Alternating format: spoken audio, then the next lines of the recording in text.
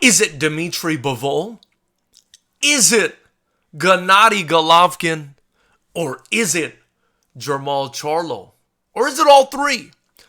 Knuckleheads, we're talking about Canelo Alvarez's next fight. But before I get into that, I want to apologize for shaving and looking 20 years old for you guys. That's why I keep the beard. It's why the white hair helps, makes me look older. When I shave, my own children don't respect me. My daughter told me I looked 18, looked 20.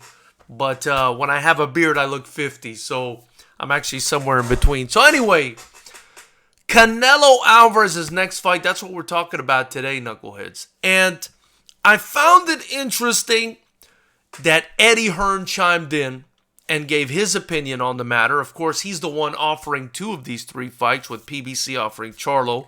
Obviously, Eddie Hearn's the one that's offering Bivol and Golovkin. And he's offering them in that order, right? He's saying, fight Bivol. No doubt that would be a Cinco de Mayo fight.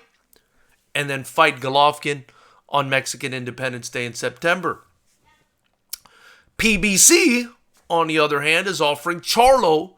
And of course, Eddie gave his, Fast Car Eddie, gave his opinion and said he thinks Bivol is trickier as a boxer than the others. He thinks Golovkin is the most brutal fight of the three. He thinks Bivol and Golovkin are tougher and that Charlo is the easier fight. You know, and Eddie Hearn's going to say that. First off, it's Fast Car Eddie. And second off, you know, even though I love the guy, those are his guys, right? They're, you know, I'm sure he's much more affiliated with those two, especially Bivol, than he is with Charlo, who's with PBC. So, of course, he's going to try to sell his guys. But I actually agree. I actually agree with Eddie Hearn on this one. You know, after Charlo's last performances, you know, he's a great fighter. But I would probably put him at about the level of a Dmitry Bivol. You know, I would say he's about as good as Dmitry Bivol, although there's an argument to be made that he's better. So I guess I partially agree with Eddie Hearn. As far as Golovkin, I don't know. I mean, we just haven't seen a lot of Golovkin. I do think that if Charlo has a great night, that, you know, he could be better than those two guys on the night. But if I'm looking at on a consistent basis, I would probably put Triple G ahead of the other two. But I don't know. Has he aged? You know what I mean? Has he aged? He's really gotten a bit long in the tooth, if you ask me. So I don't know. I don't know. Right now, gun to my head, you know, my mind's changing as I'm talking about this. You know, I would probably put Golovkin as the hardest fight, and Bivol and Charlo probably on the same level. And it depends also which Bivol shows up and which Charlo shows up, because I feel like Bivol, even though he's been winning too, hasn't been looking so good in his last few fights. If you ask me, excuse me, I think Canelo Alvarez has been working with Eddie Hearn for a very long time.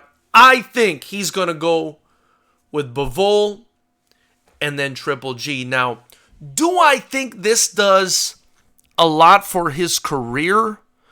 Well, you know, I guess Bivol is one of the light heavyweight champs, so he gets to earn another piece of jewelry in the light heavyweight division.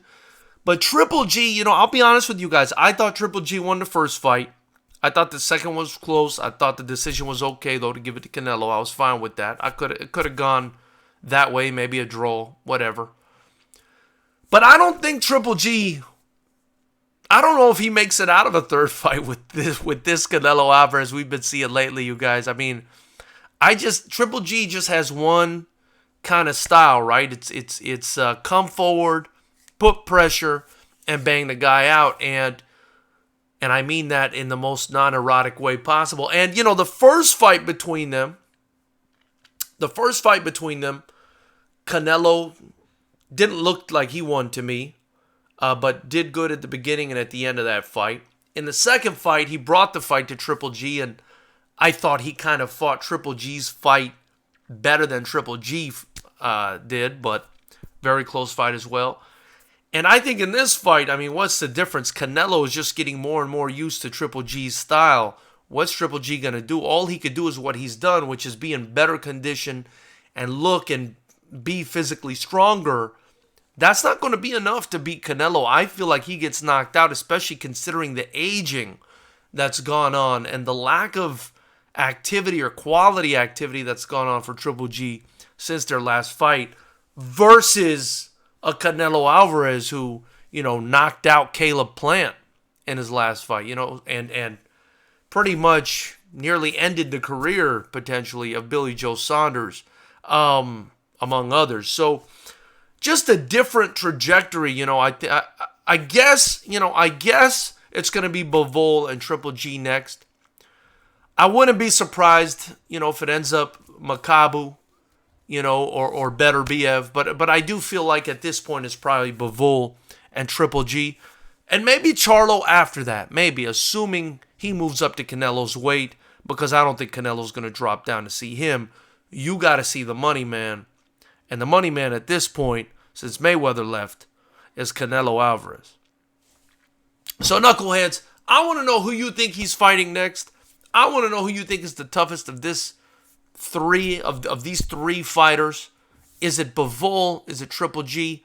Is it Charlo? I don't know. All of those guys, are about the same for me. Of course, Eddie's shooting for his guys, but, going to bat for his guys. But Charlo has a good night, depending on which Charlo shows up. Maybe he's the best. Maybe he's not. Maybe Golovkin's too old now. Tell me what you guys think. After you do that in the comments section, be sure to like and smash that subscribe button and join the channel. That's the way you help me continue to build the only kickboxing promotion that matters, the most educated fight channel on YouTube, where we give our opinions objectively and we enjoy the sports of combat. Fighters Rep, as you guys know, Fighters Rep 12 is coming just over 2 weeks out, February 18th. If you can't get your tickets in the link below, be sure to join the channel. That's the only way you'll get to watch the live stream. And we've got an absolute banger. Pacheco versus Smith in the main event for a Fighters Rep title at 172 pounds. You're not going to want to miss this. Also, if you want to support the channel besides joining it, you can also get your Fighters Rep gear in the link below. Get you one of these dope t-shirts. Subscribe, share, tell your friends about the channel. Help me build. All I want to do is build for us, for Knucklehead Nation, and for the fighters. I look forward to hearing what you guys have to say about this.